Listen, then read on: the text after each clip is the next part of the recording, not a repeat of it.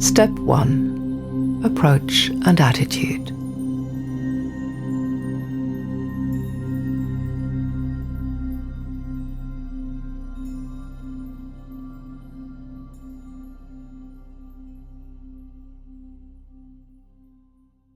Your approach and attitude is an important part of how you organize your attention of something because it shapes the whole experience and its outcome. Your own habitual approaches and attitudes will have probably been learnt as life coping strategies, then stored in your subconscious mind and normalized over time. You carry your own inner map of the world around with you, created from your past experiences, beliefs, and core values. This map is particular to you as an individual and is rarely an accurate representation of the real territory, life. Some of the approaches and attitudes you've acquired will be useful, others won't be. Without realizing it, you'll have set up your own barriers that limit your potential. For instance, if you tell yourself you're not going to succeed at something, the chances are you won't succeed because you've already preconditioned yourself to fail through that negative message. Meditation provides an opportunity to recognize and let go of self-limiting strategies and to learn more useful ones. Let's take a look at what attitudes and approaches will help you to learn to meditate. Allow it to happen naturally. Don't make it happen. Trying too hard causes physical tension and can create psychological blocks because it focuses on success or failure. There are no successes or failure in meditation, only what is. Let go of expectations. See what happens instead. Look at it as being about the journey rather than the destination. Standards and goals are useful in everyday life, but get in the way of meditation because they pollute the here and now. Everything gets viewed through a lens that is set, which limits what your mind is able to see and can blind you to the real potential the present offers. Having no expectations allows you to open to each moment as it passes, with nothing standing in the way. Take your time. Give yourself permission to take however long you need to learn to meditate. Most things that are worthwhile take commitment and time. See it as an investment in your health and well-being, which is arguably the most important thing you have.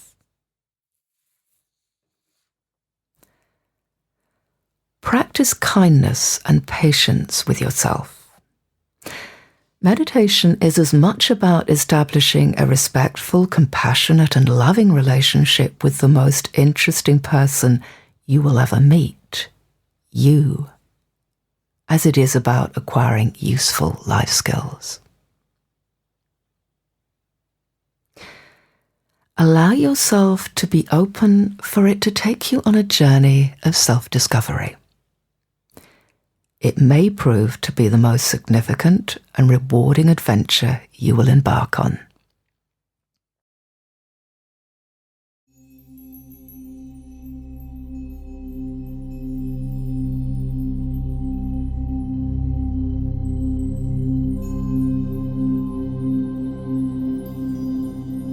Softening the mind.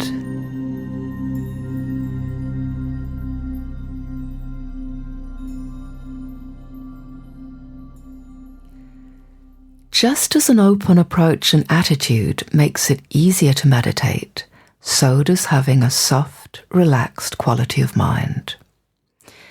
It gives your brain more space and allows it to rest and simply observe each moment as it unfolds.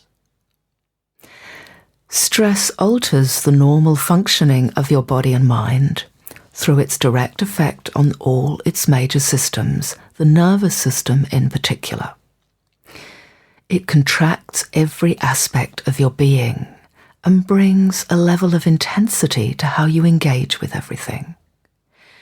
If you were to imagine, for instance, your mind as a face reading a book, it would probably have its nose right up against the pages. This acts like a drain on your energy reserves. Your mind is like a muscle that gets tight and loses flexibility when it's stressed. The following exercise will help your mind to soften and step back so it can rest and recuperate. A rested mind is more likely to be an open, efficient, and receptive one.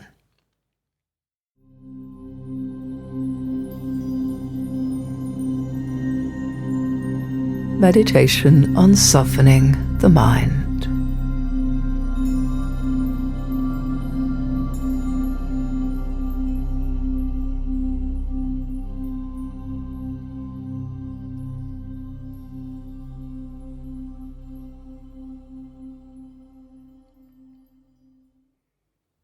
Allow your eyes to comfortably close. Become aware of the sensation of your eyes resting behind your closed eyelids.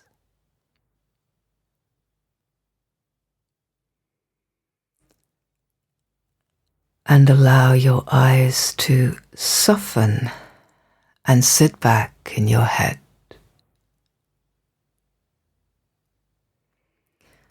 Let them know they don't have to work hard right now. Give your eyes permission to rest.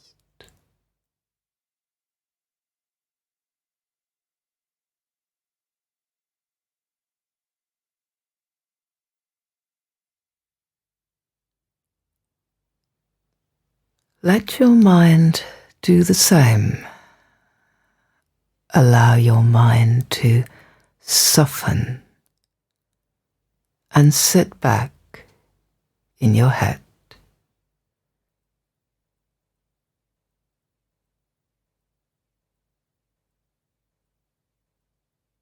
Gently drawing it back from being so close up on everything.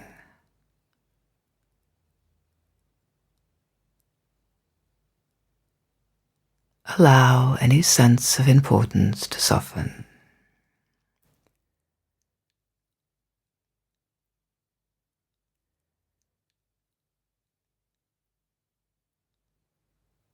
Turn that internal intensity dial down.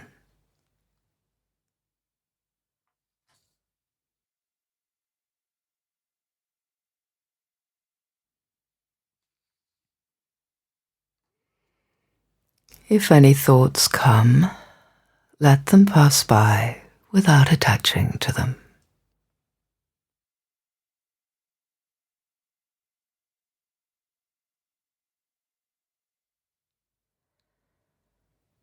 Let your mind know that it doesn't have to work hard right now. And soften the muscle of your mind.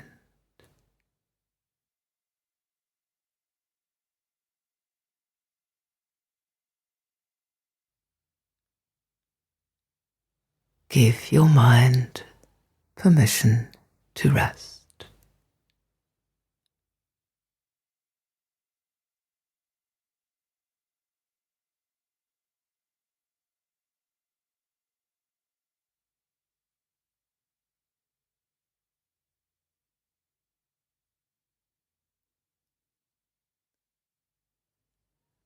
Notice what happens when you soften your mind.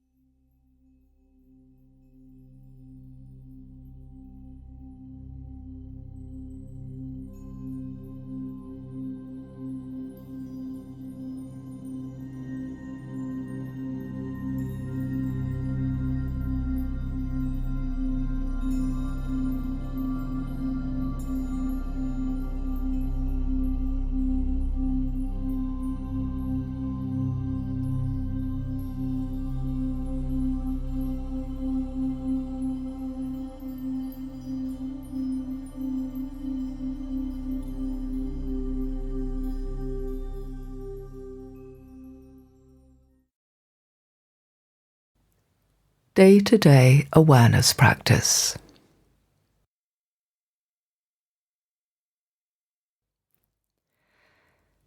Get into the habit of pausing every now and then to draw back from being so close up on how you are engaging with everything. Turn that inner intensity dial down. Give your brain a break, and it will give the rest of you a break. Remember, because of the direct connection between your mind and body, if you go there in your head, you'll go there in your body. So if your mind is stressed, your body will automatically take on that stress too.